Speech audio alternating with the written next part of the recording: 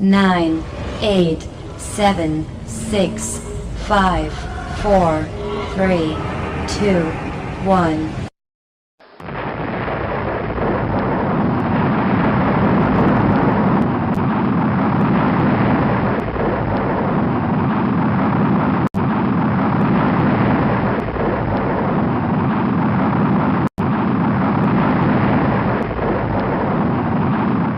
En estas imágenes de ese lanzamiento de ese cohete iba un pedacito de Colombia, se llama Chiribiquete, el segundo satélite colombiano puesto en órbita.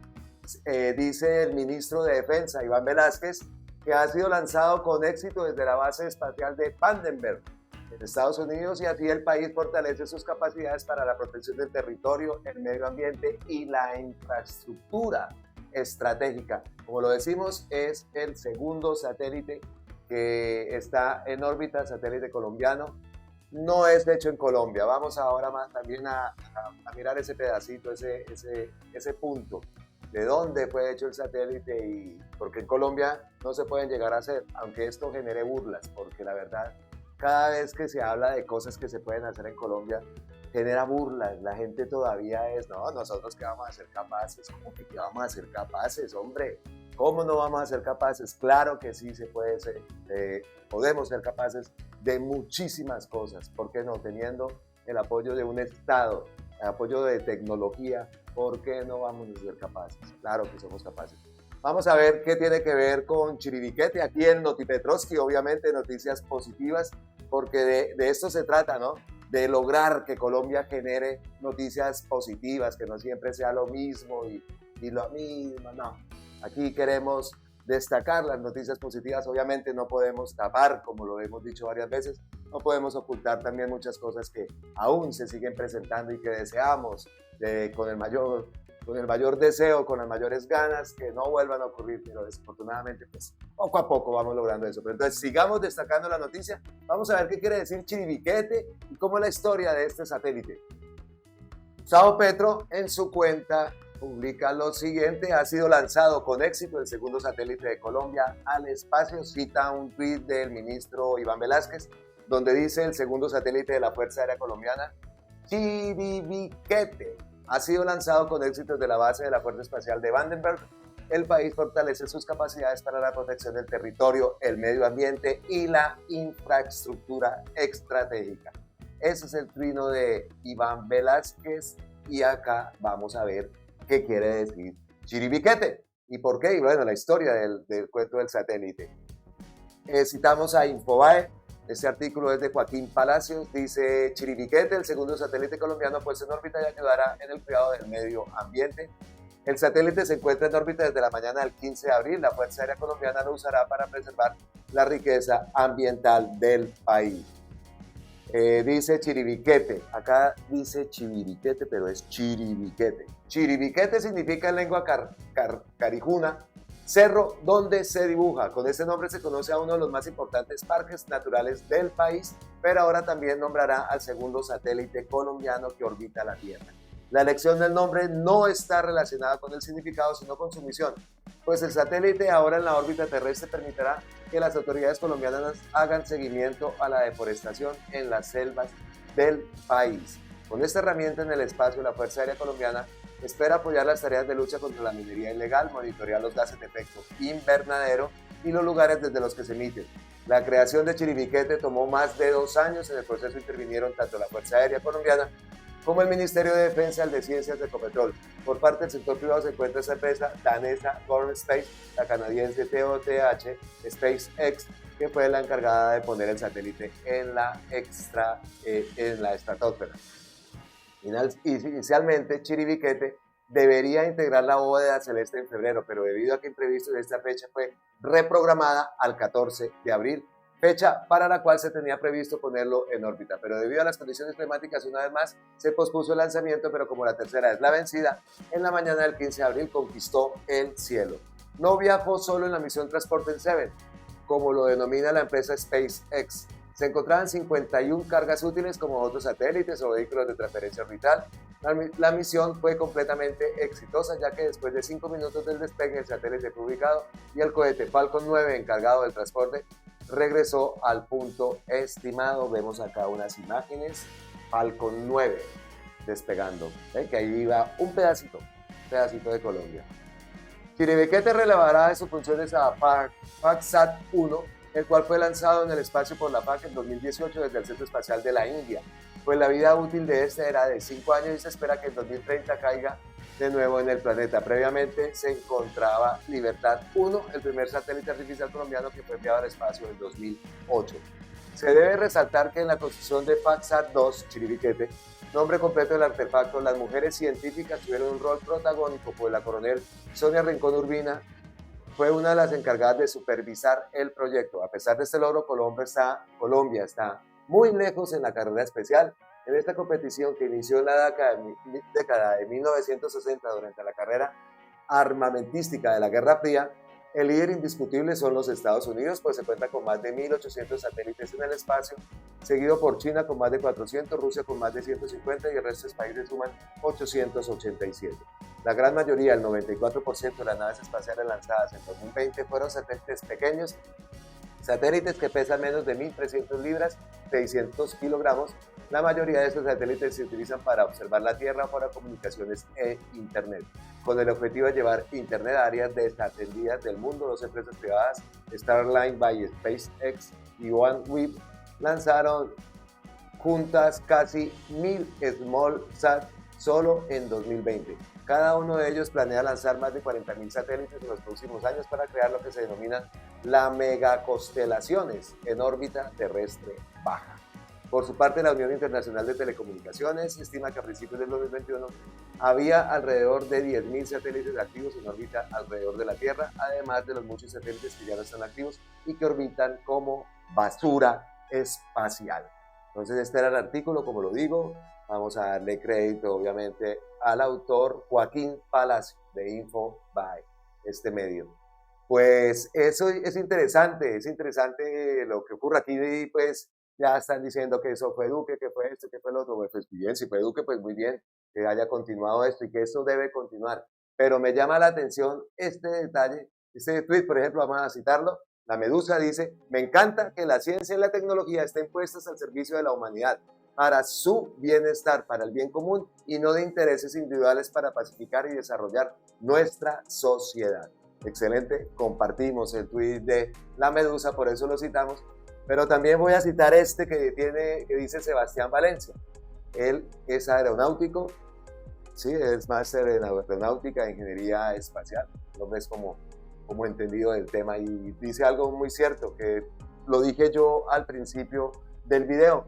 Presidente, hay que celebrar el logro del satélite, pero fue construido en Dinamarca por GOM Space Group, talento danés. Esta es la razón por la cual necesitamos una agencia espacial y que sean construidos allá, en nuestra amada Colombia. En Colombia hay talento humano en ciencias espaciales. Una agencia espacial favorecería la protección remota de nuestros bosques, océanos, minería y tala ilegal, siendo nosotros autónomos en nuestra tecnología en vez de seguir comprando en el exterior. Pues respuestas de una vez le salieron y lo trataron de todo. Tiene toda la razón Sebastián. Apoyamos lo que dice. ¿Por qué Colombia no? ¿Por qué en Colombia no? Eso es lo que yo siempre digo. ¿Por qué aquí en España sí o en Europa sí y en Colombia no? No, ¿cómo que no? En Colombia somos capaces, claro que somos capaces. Desde que nos propongamos hacer las cosas, lo podemos hacer. Entonces, pues destacamos ese punto aquí en Loti Petrovsky. Noticias positivas. Esto es positivo. ¿Vieron para qué se va a utilizar? Para todo, controlar la minería ilegal, la selva amazónica, todo eso. Para eso sirve este satélite. Entonces, pues, muy bien, es un pedacito de Colombia, pero falta que lo hagan en Colombia. Y dejamos aquí en Loti Petrovsky, dejamos el tema del satélite y otra noticia que nos gusta. A mí en lo personal me encanta porque estos golpes no se estaban dando y ahora se dan casi a diario. Según las estadísticas, casi 1 tonelada de polvo blanco se ha incautado diariamente desde Gustavo Petro asumió el poder. Eso algo dice, Otra noticia dice: funciona la colaboración colombo-venezolana en la lucha contra el narcotráfico. Detienen en Venezuela a capo de la droga colombiano. Ministro de Relaciones Exteriores Municipal de Venezuela informó sobre la detención de capo de la droga colombiano en el oriente del país. Por aquí cita este artículo. La fuerza dinámica, fuerza dinámica. Dice hoy en Nueva Esparta, duro golpe al narcotráfico, 4 individuos detenidos, 3 vehículos, 250.000, bueno, armas, de todo. Y eso ocurrió en Venezuela. Entonces, pues, otro logrito más, dice, en colaboración con el gobierno colombo venezolano. Entonces sí se puede hacer, entonces otro golpecito más, otro más, y sigue diario, esto es diario, esto es diario, y esto los tiene locos, los tiene bastante locos.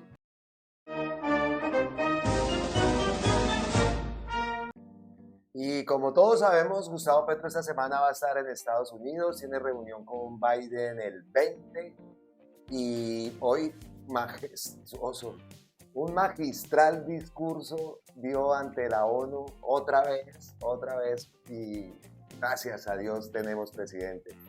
En su cuenta de Twitter dice, antes del discurso o en el momento del discurso, dice, me dirijo a los pueblos ancestrales del mundo en las Naciones Unidas. Es la paz, la urgencia y cambiar la deuda para la acción climática que salva a la humanidad. Roberto Covaría, el líder UWA, lo dijo. Sacar el petróleo de la tierra es como sacar la sangre, solo acabará la vida. Escuchen las palabras, el discurso es. Varias décadas conocí y escuché un dirigente indígena colombiano del pueblo UWA, Roberto Covaría, quien dijo, luchando contra una explotación petrolera en el territorio indígena entre Boyacá y Arauca, Colombia, que si se sacaba de la tierra el petróleo, era como sacarle la sangre a esa madre tierra, y que eso no tendría sino una consecuencia, la muerte, la extinción de la vida en el planeta. No había llegado a la tierra colombiana noticias alguna sobre la crisis climática, el origen de la crisis. La ciencia aún no era discutida por el pueblo colombiano y por sus gobernantes. Y tiempo después, esa ciencia occidental, a través incluso del panel de expertos de Naciones Unidas, llegó a la conclusión que si se sacaba el petróleo de la tierra y se usaba, se extinguía la vida en el planeta. Es decir, la ciencia occidental descubrió que Roberto Covaría, el jefe indígena UWA, tenía toda la razón. ¿Cómo coincidió la ciencia occidental con el pensamiento ancestral del pueblo indígena? Temas para una amplia discusión. Lo cierto es que yo allí aprendí que los pueblos indígenas, su cosmovisión, su deseo de equilibrio permanente con la naturaleza era absolutamente certero, absolutamente práctico para la realidad del mundo de hoy, que ellos habían descubierto antes lo que la ciencia occidental propuso después. El problema es que ambas conclusiones son absolutamente dramáticas para la existencia de la humanidad. Desde las dos perspectivas, desde los dos saberes, uno ancestral, el otro exactamente científico y occidental, la conclusión es la misma. Si se saca el petróleo del seno de la tierra, la humanidad perece. Nosotros en Colombia, y siguiendo ese eco de Roberto Covaría, hemos hecho un gran esfuerzo desde el orden constitucional, legal, desde la actividad permanente, para fortalecer, para empoderar los pueblos indígenas de Colombia. Son 115 pueblos indígenas, lo que nos hace uno de los países con más lenguas habladas diferentes entre los países de la tierra. Se cree que solo hablamos español y no es así. 4.4% de la población total de Colombia es indígena y muchos de esos pueblos indígenas habitan las selvas, los bosques. Sabemos que el pueblo indígena puede cuidar mejor la tierra que cualquier otra cultura sobre la tierra.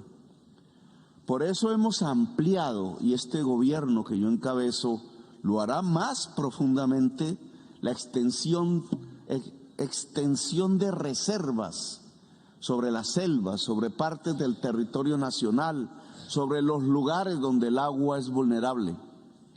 Es nuestra mejor manera de cuidar la selva, el bosque, la vida. Sabemos que la selva amazónica, entre las selvas del país, es vital desde el punto de vista del equilibrio climático en el mundo. Si la selva amazónica desaparece, no solo desaparece el agua de Colombia, que beben más de 50 millones de habitantes, sino que desaparece buena parte de la existencia humana. El equilibrio climático se rompe. Por tanto, recuperar, revitalizar la selva amazónica se vuelve un imperativo mundial. Hemos convocado una cumbre de países que tienen responsabilidad territorial sobre la selva amazónica, 10 en total, para que se reúnan, para que puedan construir un programa común, que se pueda dialogar con el resto de la humanidad, con el resto de los gobiernos mundiales, para posibilitar el flujo de dinero que se necesita. Colombia pondrá para este año ya más de 150 millones de dólares ella sola, a pesar de sus necesidades, para que se pueda construir ese patrimonio común que nos permita decirle al mundo que la selva amazónica se revitaliza en sus fronteras naturales y que por tanto aportamos como América Latina uno de los grandes equilibrios del clima mundial y por tanto sustento de la vida. Esta cumbre se realizará en el mes de agosto en Belén de Pará, en Brasil, y queremos que los pueblos indígenas que habitan esas selvas, las de la Amazonía, las otras circundantes, nos permitan su apoyo para que esta cumbre pueda ser una fusión entre el deseo indígena del equilibrio vital y la realidad política que se plasma a partir de la administración, las propuestas y la agenda de los gobiernos que tenemos soberanía sobre ese territorio. Son los pueblos indígenas los que mejor pueden cuidar la selva amazónica y por tanto son los pueblos indígenas, con nuestro apoyo, los que pueden aportarle a la lucha contra la crisis climática uno de los principales pilares de sostenimiento del equilibrio de la vida en todo el planeta. Sin embargo, no podemos caer en una especie de trampa. Creer que con reforestar, que con revitalizar las selvas se puede superar la crisis climática. Eso no es cierto. Podríamos sembrar hasta el último metro cuadrado de todo el continente y el problema no tendría solución. Indudablemente sería una gran propuesta en torno al equilibrio, pero no la determinante. La única manera de solucionar la crisis climática que aqueja a la humanidad, una de las crisis civilizatorias integrales porque trae el hambre, trae la enfermedad como lo acabamos de vivir, trae el estancamiento económico y en el fondo trae la guerra, la crisis integral de la humanidad. Esa crisis climática no se soluciona sino dejando de extraer el petróleo, el carbón y el gas. En mi opinión,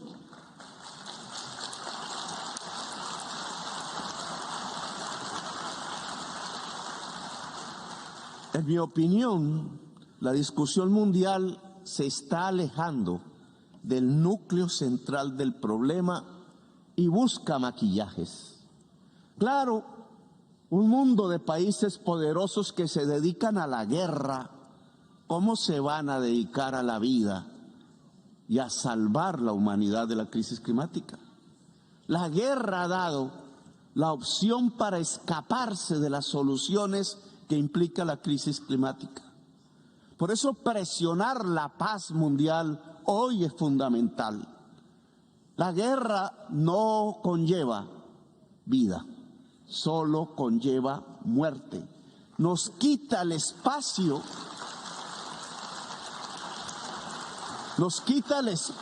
temporal que tenemos muy corto para que la vida pueda ser en el planeta. La guerra solo está ocultando la incapacidad del poder mundial por solucionar la crisis climática, porque ni más ni menos dejar de consumir petróleo, carbón y gas es quitar la base de lo que ha sido en siglo y medio la acumulación de la ganancia en el mundo, la acumulación del capital, como decía la economía política.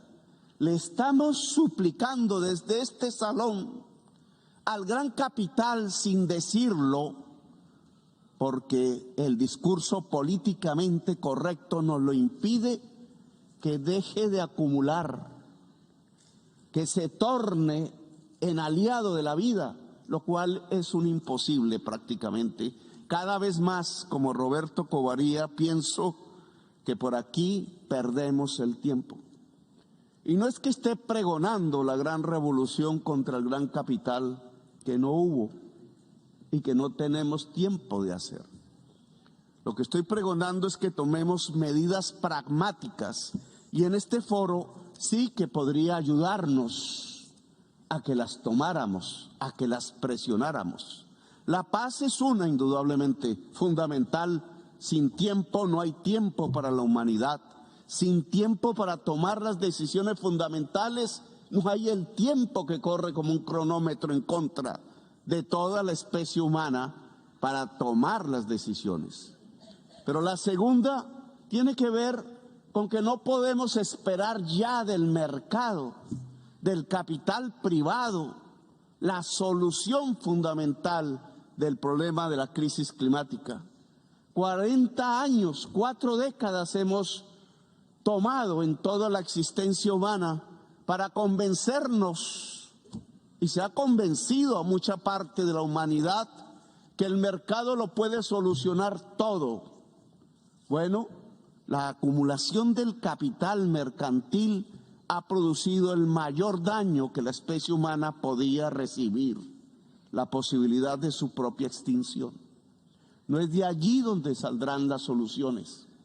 Creo imperioso que los estados se puedan fortalecer, que la capacidad planificadora pueda garantizar los hechos que en una década tenemos que tomar. Ojalá fuera este el escenario para hacerlo. Los hechos que se tienen que tomar para pasar a convertirnos en unas economías descarbonizadas, sin petróleo, sin carbón, quién sabe, sin acumulación del capital. Esas decisiones públicas, multilaterales, globales, que necesitan un principio de democratización mundial, que necesitan de multilateralidad, que necesitan de la diversidad política y humana, que en los estados se puede concretar y en los movimientos sociales de la humanidad, tienen que tomar las decisiones de tránsito inmediato hacia las economías descarbonizadas. Tienen que planificar las grandes inversiones, inversiones que en porcentaje del Producto Interno Bruto de todo el mundo se nos harían increíbles, pero que son absolutamente esenciales si queremos que nuestros hijos y nuestros nietos puedan vivir corriendo por calles o por veredas o por mundos rurales o por bosques a lo largo y ancho del planeta. Para poder financiar la transición que hoy los estados y los movimientos sociales unidos tienen que adelantar, le guste o no le guste a los mercados, es necesario entonces abrir los espacios financieros para poder actuar en 10 años. Señor Secretario General de las Naciones Unidas, hemos conversado con el Fondo Monetario Internacional y le hemos propuesto, y nos gustaría que esta propuesta fuera llevada también por los pueblos indígenas a los poderes del mundo, que se cambie la deuda por acción climática, que los estados todos puedan disminuir su endeudamiento para que pueda aparecer un espacio financiero público que permita adelantar resultados climáticos concretos, no por miles de millones de dólares, no solo en los países más pobres de la tierra, tiene que ser por billones de dólares y tiene que cobijar a todos los países de la tierra. Solo de esa manera los estados podrían ser hoy fuertes, fiscal y financieramente, y solo así podrían planificar las acciones concretas que aquí en una década en todo el mundo puedan adaptar poblaciones para que sigan viviendo a pesar del cambio climático y puedan solucionar los ejes centrales que están produciendo la crisis climática sobre la Tierra y que redundan en apenas acabar el consumo del petróleo, del carbón y del gas de manera casi inmediata. La transición ya no da más espera. El mercado no lo está haciendo. El gran capital desconoce tanto las opciones que tiene la vida sobre el planeta que está recurriendo a las guerras para tapar las necesidades de un cambio del sistema que es imperioso si queremos vivir sobre este planeta. Roberto Covaría, el indígena maestro que me enseñó hace décadas en una lucha por la defensa de su territorio, tenía toda la razón. Si se saca el petróleo de la tierra, se marchita la vida en el planeta. Gracias, muy amables. Como siempre, un impresionante discurso que saca ampollas, no solo en Colombia, sino en el mundo. Saca ampollas porque les dice la verdad. Felicitamos a Gustavo Petro, orgullosos de ese presidente. Como lo digo, ya salieron a decir a barbaridades que hizo el oso, nada. Ya cada uno de nosotros sacará también nuestras propias conclusiones respecto a este viaje a Estados Unidos de Gustavo Petro. Miren lo que me encontré en Twitter. Alexander López, resulta que Gustavo Petro invitó a Roy Barreras a que fuera a este viaje y Alexander López no estuvo de acuerdo. Vean lo que pasó. Como siempre, un impresionante discurso que saca ampollas, no solo en Colombia, sino en el mundo. Saca ampollas porque les dice la verdad. Felicitamos a Gustavo Petro, orgullosos de ese presidente. Como lo digo, ya salieron a decir a barbaridades que hizo el oso, nada. Ya cada uno de nosotros sacará también nuestras propias conclusiones respecto a este viaje a Estados Unidos de Gustavo Petro. Miren lo que me encontré en Twitter. Alexander López, resulta que Gustavo Petro invitó a Roy Barreras a que fuera a este viaje y Alexander López no estuvo de acuerdo. Vean lo que pasó. La historia es esta. Roy Barreras publica este trino donde dice: agradezco al presidente Gustavo Petro su invitación a que lo acompañe en la visita oficial a Washington y a su intensa agenda intergubernamental, interparlamentaria, empresarial y académica en los Estados Unidos. Eso fue el trino de Roy.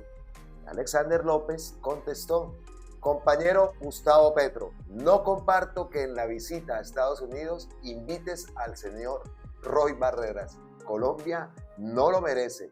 Y Roy contestó: Lo que Colombia no merece son los radicalismos extremos, gobernar para los 50 millones de colombianos y no para pocos radicales ni de extrema derecha ni de extrema izquierda. Eso es lo responsable. Uf, Roy, qué palabras. Y Gustavo Bolívar se metió en esa conversación y dice lo siguiente, Gustavo Bolívar, donde lo tengo aquí. Usas el mismo discurso de Claudia, que no le funcionó a Fajardo. En cambio, nosotros creemos que contra la corrupción y los corruptos sí hay que ser radicales, sobre todo contra la extrema corrupción.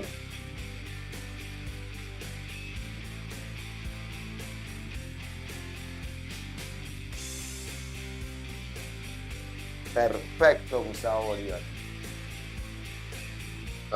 Uy, Roy Barreras, qué palito en la rueda, qué sapito que nos tuvimos que pegar y vea cómo va sacando cada vez más las uñas en búsqueda de sus propios intereses. Eso es lo que está haciendo, ahora dándoselas de centro y de que, por favor, y bien Gustavo, lo digo así, de frente. Con eso cerramos, con esa fea noticia, estas discusiones. Nos tocó tragarnos ese sapo y vea cómo nos salió, pero bueno, ya también queda poco para que él siga de presidente. Impresionante. Lástima esa coladita que nos pegaron. Pero no pasarán y los corruptos deben ser juzgados y deben ser capturados. De verdad que sí, la corrupción es la que tiene al país aquí. Queda uno de verdad. ¿Qué tal este Roy Barreras? Impresionante. Descarado camaleón, como le dicen, como hay varios gifs por ahí que lo ponen como el camaleón. Es que de verdad, qué camaleón. Ante todo, pues también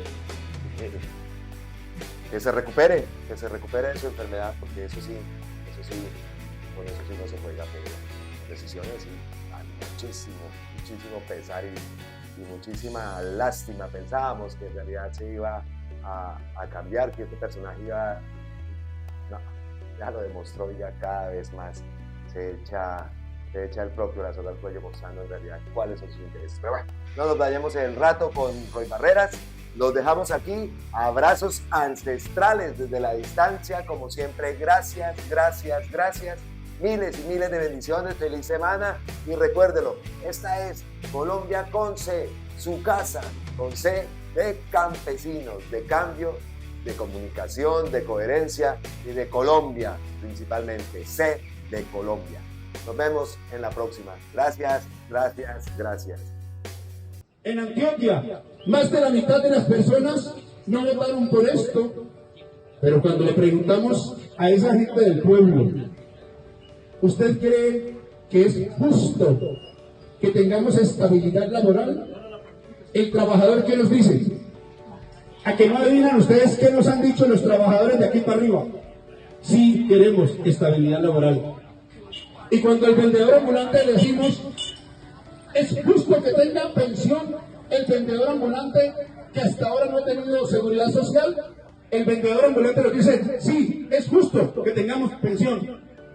Y como la gente opina así, vamos a intentar que eso pase en estos momentos en el Congreso de la República y vamos a intentar tener mayoría para esto. Y la gente decía, Petro sí irá a proponer eso. Bueno, se llegaron los días y ahora Petro está presentando un proyecto de ley que dice exactamente eso.